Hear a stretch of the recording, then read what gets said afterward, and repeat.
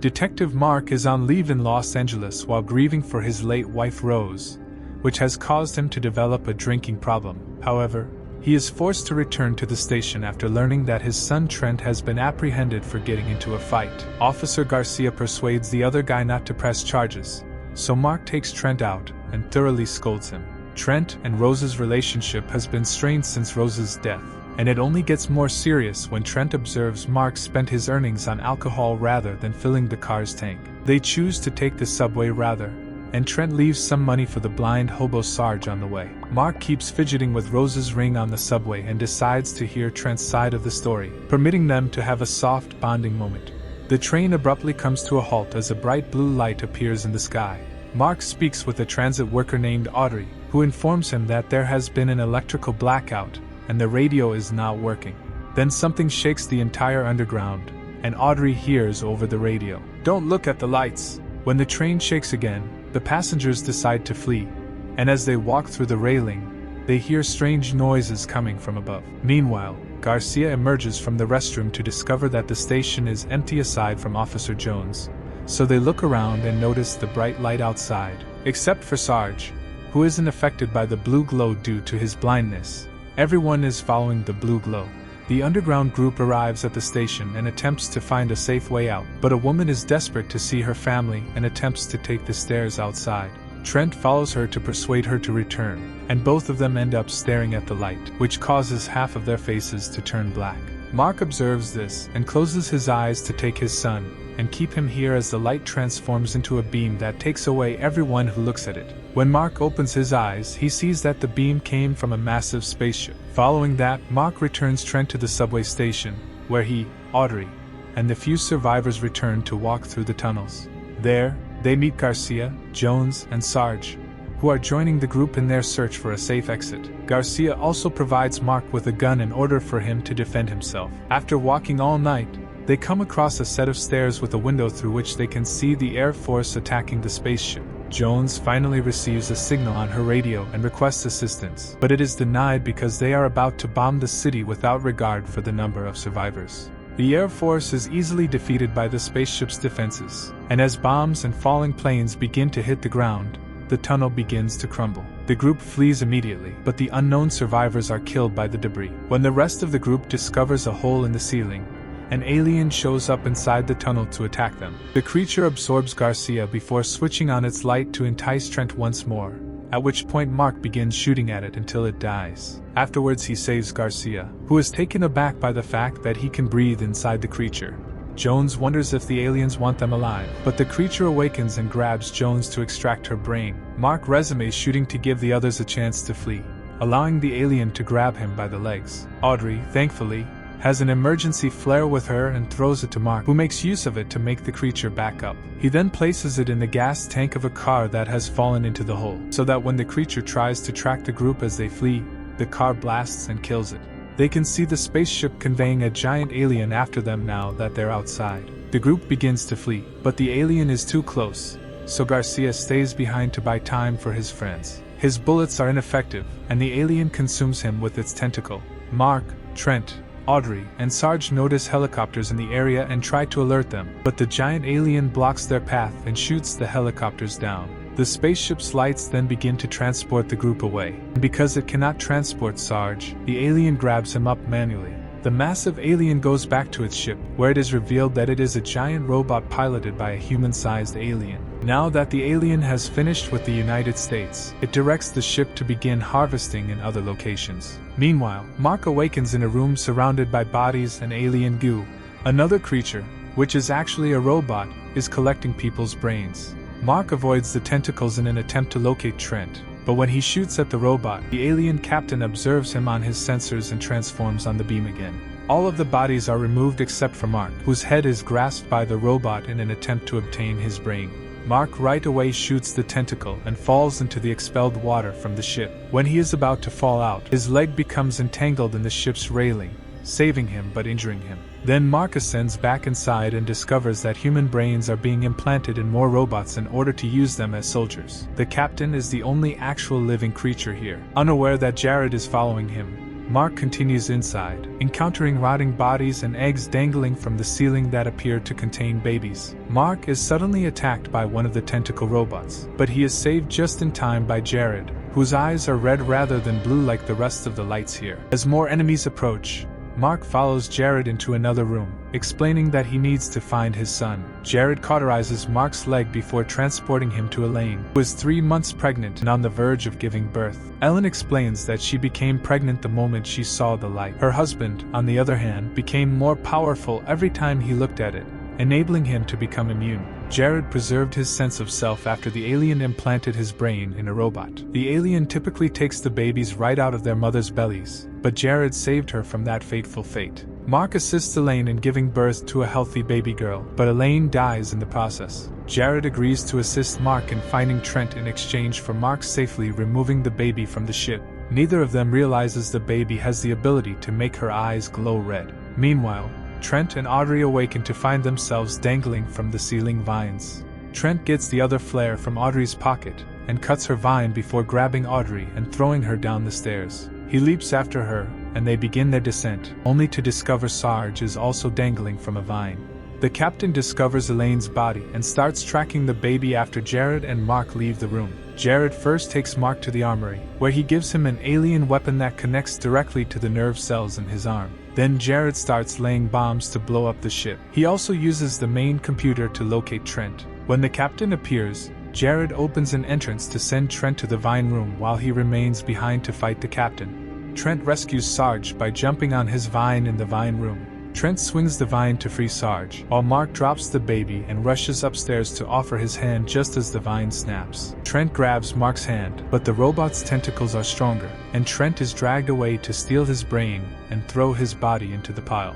Mark jumps on another tentacle that grabs Audrey and cuts it with the alien blade Jared gave him. Audrey makes it to the floor safely, and the robot falls on top of Mark, but he finishes it off with the blade. Meanwhile, the captain overpowers Jared and abandons him for dead. Jared is only acting when he reveals that he still has a bomb in his hand. The captain enters the vine room, and Mark attacks him, but the blade suddenly stops working, allowing the captain to pursue the baby. Sarge gets in his way in order to buy time, and he is injured while Audrey retrieves the baby. The captain turns to pursue her and Mark. Jared finally detonates the bombs, causing the ship to crash in rural Laos. Sua and Kenya, siblings who work for a cartel, witness the crash. There are cops in the area who are trying to stop the alien robots while also arresting cartels. So Sua kills one, while Officer Juana is busy destroying the robot with a flamethrower.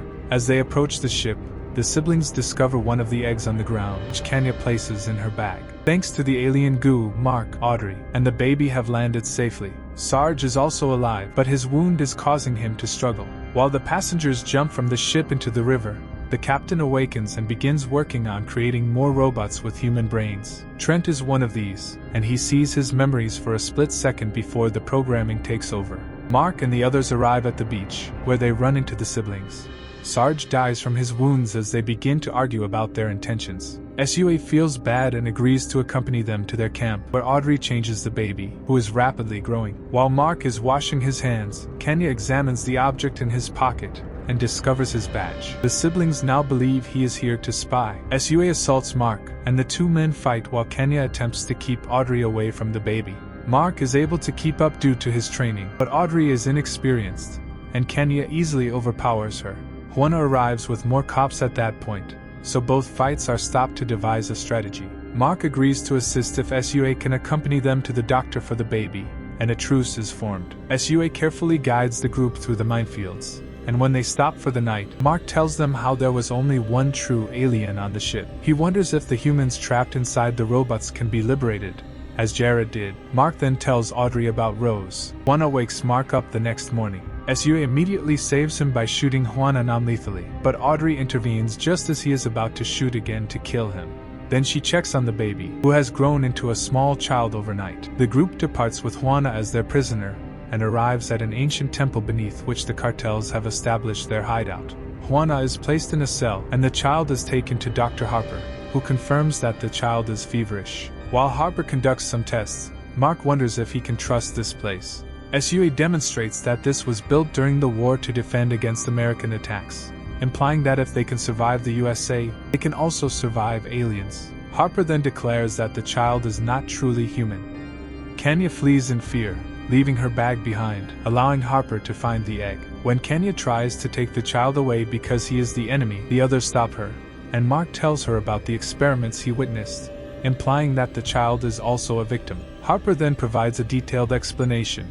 The child's constant growth has drained her entire system, and she is about to shut down. She requires a transfusion, but Harper believes none of them are compatible. Mark shows him his arm and tells him about the weapon connected to his body, so they decide to experiment with his blood.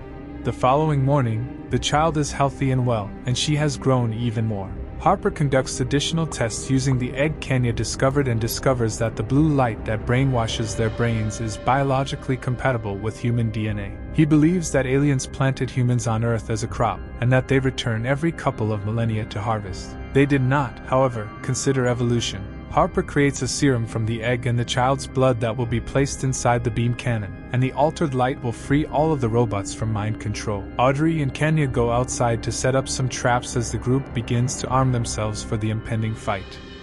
At that moment, the captain dispatches a massive robot to attack Audrey. Kenya sets off one of the traps, but the bomb is just a rub for alien technology, so she shoots at it to get its attention.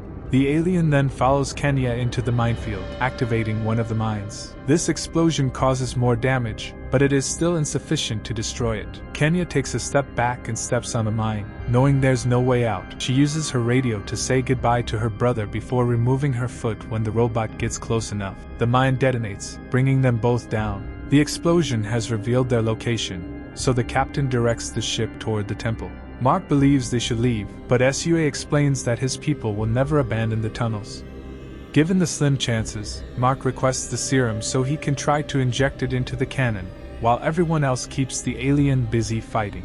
The cartels begin laying traps throughout the tunnels, and Mark leaves the child in a back room with the civilians. Mark escapes the hideout just as the alien robots begin to descend the tunnels. The explosives cause significant damage, and the cartels finish off the robots with their firearms. SUA then prepares to light a fire near the entrance, but an alien shocks them by entering the tunnel through a hole in the ceiling. The alien kills several people before coming across SUA, who fights it and leads it back to the doorway so he can defeat it by setting it on fire. SUA frees Juana to ask him to fight after so many fighters have died. The survivors then begin to flee through a hidden tunnel. Meanwhile, Mark sneaks past the temple and enters the spaceship via a back door. Remembering what Jared did, Mark opens a tunnel in the wall and takes it to the cannon room, which one of the many guards notices. The cannon fires a light to try to brainwash the survivors who are emerging, but everyone recalls to close their eyes. One of the cartels fires a rocket at the light to destroy it, but before everyone can flee, another massive robot piloted by the captain appears and begins destroying the area. Everyone starts fighting the army of robots that arrives with the giant one, and when one of them is about to reach Audrey and the child, Harper gets in its way and dies in the process. The guard discovers Mark and attacks him inside the ship.